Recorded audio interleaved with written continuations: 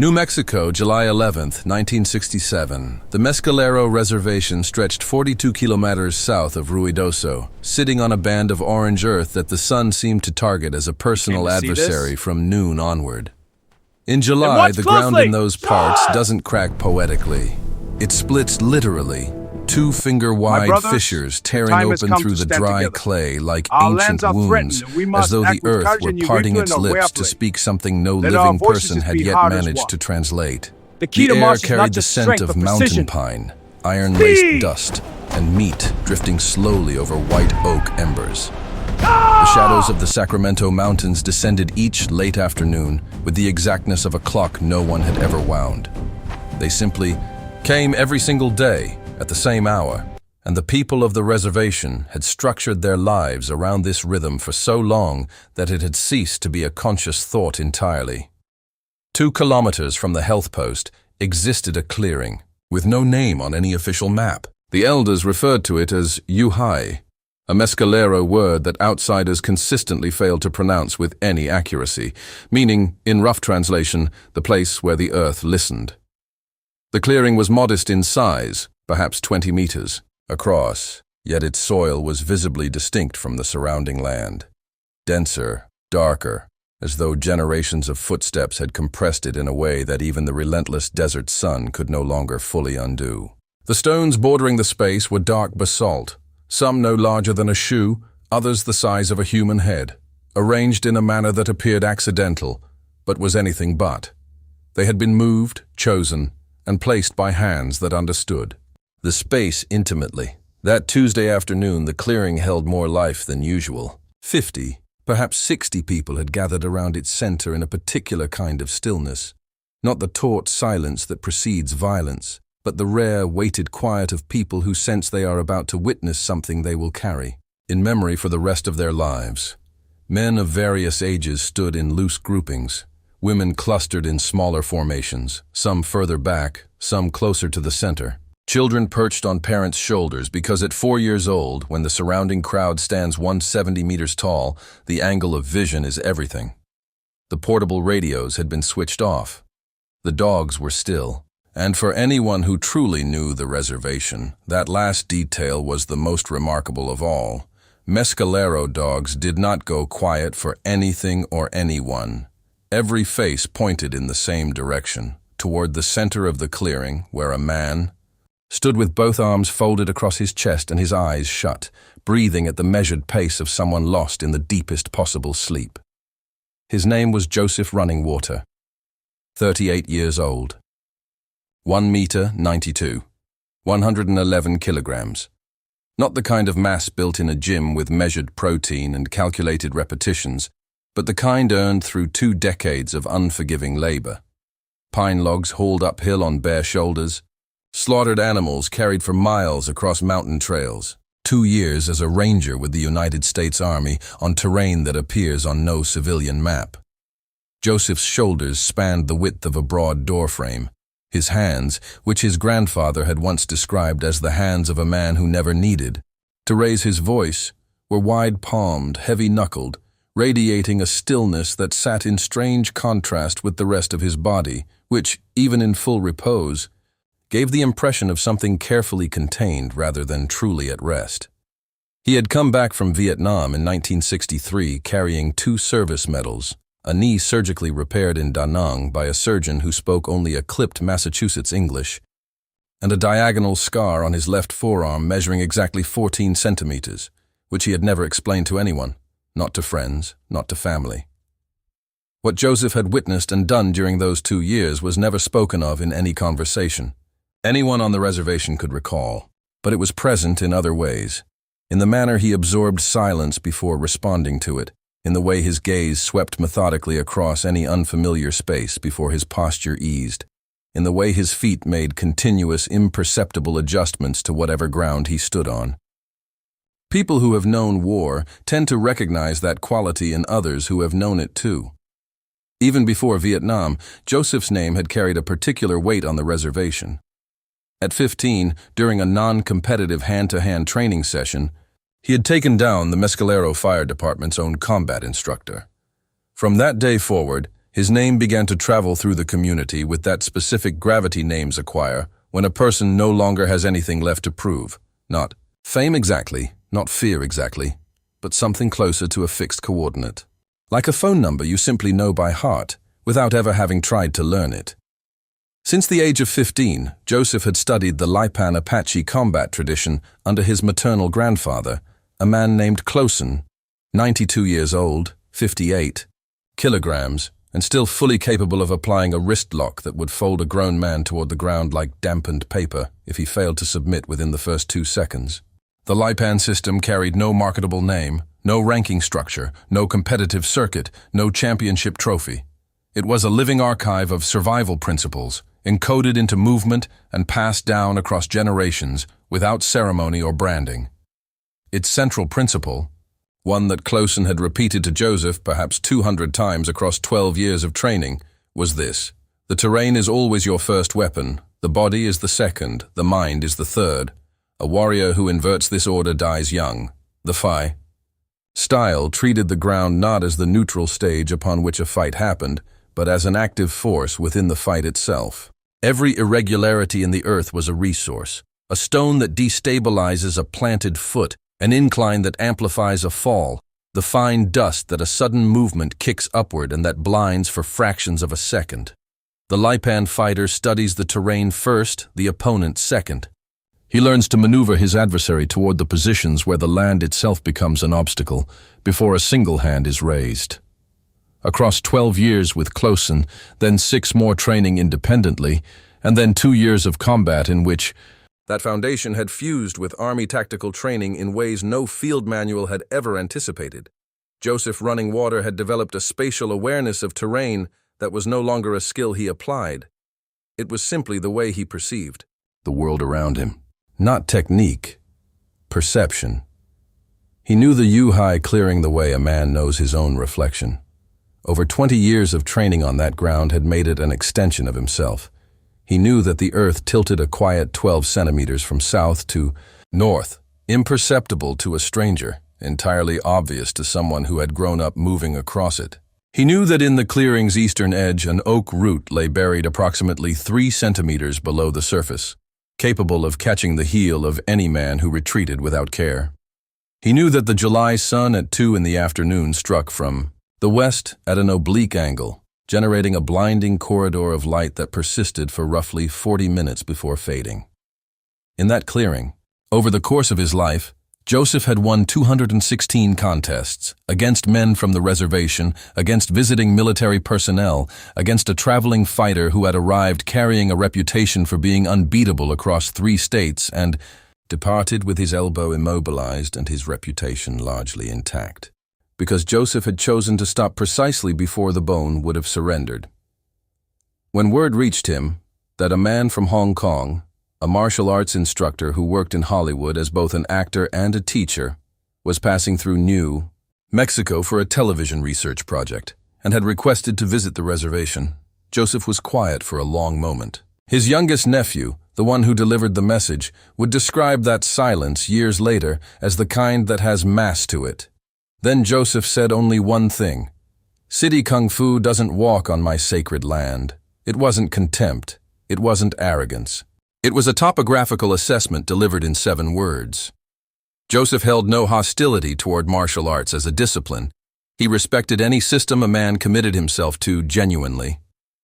What he understood, with the calm certainty of someone who had constructed an entire philosophy out of lived experience, was that any fighting art developed in controlled conditions, flat polished floors, uniform surfaces, concrete sidewalks, foam-padded gymnasiums, carried within it an invisible assumption that only revealed itself as a liability when that assumption was removed.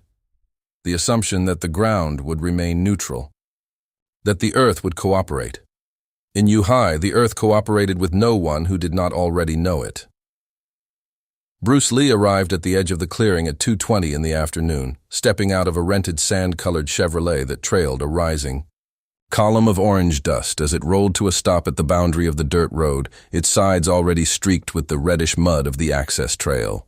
26 years old, shoulders narrow for a grown man, wrists that held beside those of Joseph. Runningwater would have resembled those of an adolescent. His neck was lean. His forearms were clearly defined, though far from heavy. He positioned himself in a loose semicircle facing the assembled crowd. He carried no visible nerves, no readable excitement, only the composed bearing of someone who had arrived exactly where he intended to be and was simply taking a quiet moment to orient himself before stepping fully in. It was the presence of a person trained to understand a space before choosing to inhabit it. His eyes did not fix on Joseph. His steps were short and even, his feet meeting the earth in a manner that 2 or 3 of the more perceptive observers registered without being able to immediately put a name to it. A young woman standing beside her daughter placed a steady hand on the girl's shoulder and said softly in English, "Listen, that's him." Bruce Lee had spent his entire life reading bodies, not with judgment, but with the precision of analysis. Where the weight sits, how the feet are planted, where muscular tension gathers and concentrates, what the shoulders reveal that the face takes care to conceal. He stood in silence for 6, perhaps 7 seconds, taking in the 2 of them, the fractured earth, the dark stones, the gentle slope that was invisible unless you knew to look for it. "You're the man who trains here," Bruce said. "I am this one," Joseph replied. Then, after a breath, "The place." There was no hostility in it. It was, quite literally, what he believed. What those present described independently, when questioned in the years that followed, was silence. Not the silence of fear, but the thick, pressurized quiet of 2 people paying the highest possible quality of attention. The 2 men remained completely still for nearly a full minute before anything moved. Joseph stood with arms folded, feet set at hip width, weight distributed slightly rearward, the stance of someone who has no need to initiate because the terrain is already working on his behalf. Bruce, meanwhile, moved his eyes across the ground between them with quiet deliberateness, the way a person studies a map before committing a route to memory. Joseph moved first. 2 slow, unhurried steps to the right. Not aggressive steps, reading steps. He was cataloging how Bruce compensated, how the weight redistributed, how the feet negotiated the uneven surface beneath them. It was the opening layer of the Lipan system. Before any physical contact is made, compel the opponent to reveal how he relates to the ground. Everyone carries a pattern. A basketball player rebalances through the ankle. A judo practitioner rebalances through the hips. A boxer rebalances through the shoulders. Study that pattern for 30 seconds, and then use it against the person who never noticed they had one. Bruce answered with 2 steps toward the east, not mirroring Joseph's direction, but cutting at a different angle entirely, one that quietly dismantled the geometry Joseph had begun assembling. Joseph paused for a fraction of a second. Then 111 kilograms of organized force moved in a single line from hip to right shoulder, carrying the velocity of a man who had executed that same motion perhaps 10,000 times before. Against the overwhelming majority of opponents, the outcome would have been immediate and simple. Joseph's shoulder passed 15 centimeters from Bruce's face. Bruce's left hand made brief contact with Joseph's forearm as it swept past, not to seize it, not to redirect it, only to feel, to read, like a hand drawn slowly across an unknown surface in darkness, gathering texture. The crowd did not move. Joseph was in Yuhai now, standing in the full confidence of 30 years. This was his ground. It had always been. The 2:30 sun was angled in at approximately 22 degrees from the west. He set his left hand to Bruce's wrist and his right to his shoulder, entering diagonally from high to low, leveraging the substantial weight differential to generate downward pressure along the body's central axis. The intention was not a violent takedown. It was a planting. To bring his opponent to the earth as though he had always belonged there, as though the ground had simply decided to reclaim him. Bruce resisted for 2 full seconds. The concentrated mass of Joseph Runningwater bore down across his frame, and Bruce did not collapse, but he was giving way. His feet skimmed 3 centimeters across the dry clay. His right knee descended 5 centimeters toward the earth, and the tendons along his neck surfaced visibly, taut with the effort of something being held at its absolute limit. Joseph increased the pressure in slow, precise increments, the way someone tightens an old screw that resists but will eventually yield, careful to compress without crossing the threshold into permanent damage. Bruce was losing, not dramatically. There was no blood, no cry, no spectacular collapse. But anyone close enough to read the fine details could assess the situation with accuracy. A technique designed specifically for exactly this kind of disparity. And behind Bruce's right heel, buried 3 centimeters beneath the packed surface, a root waited patiently for the first retreating step. A child at the edge of the clearing covered both hands over his mouth. It was a choice. There is a distinction in the martial arts that most practitioners never encounter, because they are never placed in the precise situation that forces them to learn it. Most people, when pressed downward, resist upward. It is instinct. It is the body's reflex. But resistance, in the same axis as applied force, only feeds the force pressing against you. Bruce did not go where Joseph was directing him.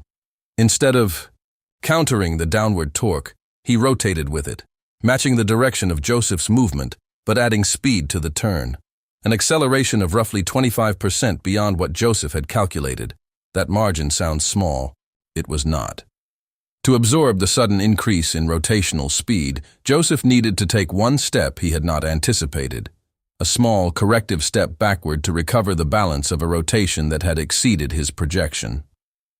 His left foot reached for support on a surface that was angled at that precise location, at a degree the step could not accommodate.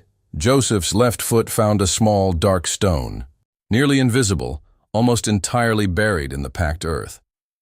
It had been there for decades. Joseph had read it from his feet, just as he had read everything else in that clearing. For 30 years. Bruce had found it in the second minute, at a very specific angle.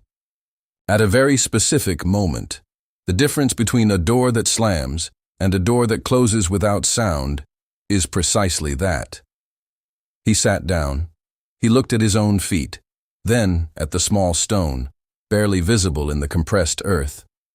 He held his gaze on it for a long moment, then lifted his eyes to Bruce Lee, who was standing a little under half a meter away, arms hanging loose at his sides, breathing almost entirely composed. No one in the clearing spoke. Joseph lowered his open palm over the stone and held it there for 5 or 6 seconds, as if offering an apology, as if offering thanks. Then he rose. "You used my ground?" Joseph said. It was not an accusation, it was astonishment in its purest form. Bruce met his gaze without rushing to fill the space. "Your ground taught me." At the edge of the clearing, a man in a leather hat slowly lifted it from his head and held it against his chest with both hands, a gesture that in Mescalero culture was not ceremonial protocol. It was entirely spontaneous. Joseph Runningwater lived to the age of 79. He died in Mescalero in February 2008, during a winter that barely registered across New Mexico. Certainty replaces attention. In a recorded video testimony preserved by the Mescalero Reservation Cultural Archive in October 1998, 31. Years after the afternoon in the clearing, Joseph described that day with a degree of precision that visibly surprised the researchers conducting the interview. He recalled the particular quality of the air that morning, the position of the sun at the moment Bruce had stepped out of the rented Chevrolet, the texture of the earth against his palm when he had sat down on it. "I had stepped on that stone 50,000 times, he said. He paused. And that man arrived, stayed 4 minutes, and used a stone I had stopped counting. He went quiet for a moment. He looked directly into the camera. I hadn't stopped counting. I had stopped feeling. There is a considerable difference between the two. The researcher asked what he had taken away from Bruce Lee that afternoon. Joseph was silent for a long time, not the silence of someone without an answer, rather, the kind of silence that settles in when the answer is larger than a single sentence, and the speaker wants to be absolutely certain they are beginning from the right place. That the ground belongs to no one, he finally said. Not even to me. The ground permits you to use it, but only if you remain willing to listen to it. I had become so convinced it was mine that I had stopped hearing what it was telling me. He arrived without any certainty at all, and heard everything I had long since stopped listening to. He paused.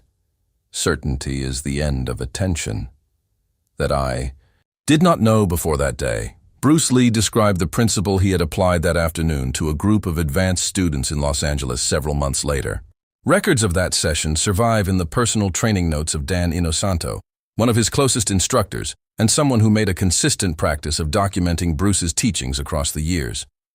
The phrase Bruce used during that session, a phrase the students transcribed directly into their own training notebooks, was this: "The opponent who fights on familiar ground can be defeated on that same ground. Learn the terrain before you learn the opponent. The terrain does not lie." It was an extension of what Bruce had articulated for years through the metaphor of water. The idea that water does not struggle against the shape of its container, but instead discovers that shape completely, filling it without resistance and without wasted effort. Yet within this particular phrase lived a newer, deeper layer of the same idea. Water does not merely adapt. Water studies.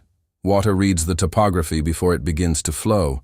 It arrives somewhere it has never been, and rather than imposing the habits it carried from other places, it listens first to what that specific terrain has to say. Joseph Runningwater had constructed his entire existence around the principle that territory was an advantage. And so it was. But an advantage that hardens into certainty gradually ceases to function as an instrument. It becomes instead a kind of confinement. The deep conviction that you belong to a place can quietly cause you to stop hearing what that place is communicating now, today, this particular afternoon. With this particular stone that you stopped registering because you had registered it so many thousands of times that you simply assumed you already knew it.